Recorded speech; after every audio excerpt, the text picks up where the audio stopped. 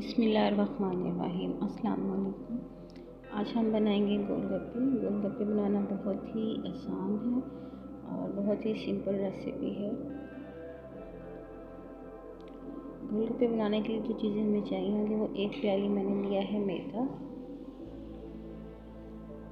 अगर आपने ज़्यादा करनी है तो आप इसे कम या ज़्यादा भी कर सकती है, इससे भी बहुत ज़्यादा बन जाएंगे गोलगप्पे।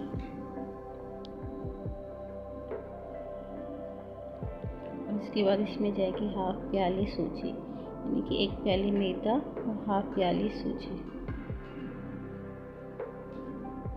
और 4 चम्मच नमक का जाएगा।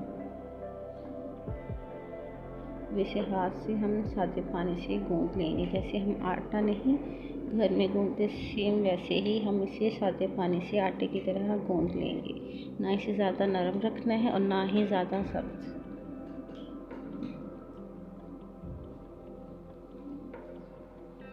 ये हमारा आटा बिल्कुल हो गया है तैयार। अब इसे हम 10 मिनट के लिए रख देंगे। तब तक हम बना लेते हैं इसका खट्टा पानी।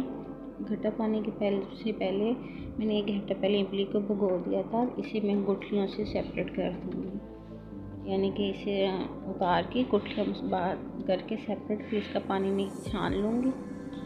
छानने के बाद मैं इसमें डालूँगी हाफ चम्मच चाट मसाला और हाफ चम्मच ही काला नमक।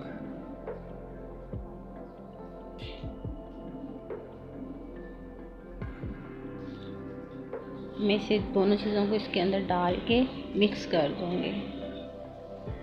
बहुत ही मज़े का ये खट्टा पानी बन जाएगा। गोलगप्पों के लिए बहुत ही ये अहम है, इसके बगैर गोलगप्पे खाए नहीं जाते। ये आटा हमारा बिल्कुल तैयार होगा। मैं इसे बेल लूँगी चकनी बेलन की मदद से, और इसकी शेप के लिए मैंने एक ढक्कन लिया है। ये ढक्कन आपके घर में कोई भी मसाले वाले डब्बे होते हैं तो आप वहाँ से ये ढक्कन ले लें और इसकी शेप तैयार कर लें। ना ही ज़्यादा बड़े हो और ना ही ज़्यादा छोटे हों, और जो बेला हुआ आटा होगा वो बिल्कुल बारीक रखना है ताकि ये अच्छी तरीके से फूल जाएं, पूरा गोलगप्पा बन जाए।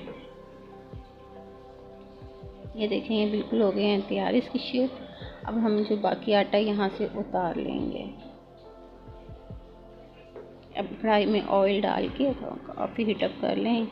उसके बाद इसके अंदर गोलगप्पे को छोड़ दें, ऊपर नीचे स्टेप करना है। ये देखिए बिल्कुल हो गया है तैयार। काफ़ी सारे मैंने इसे गोलगप्पे बनाए हैं और बहुत ही ये आसान है बनाने, कोई मुश्किल नहीं है।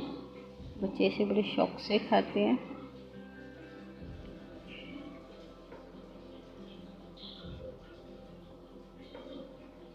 ये खट्टा पानी और साथ ये चने और आलू इसके अंदर ऐड करके गोलगप्पे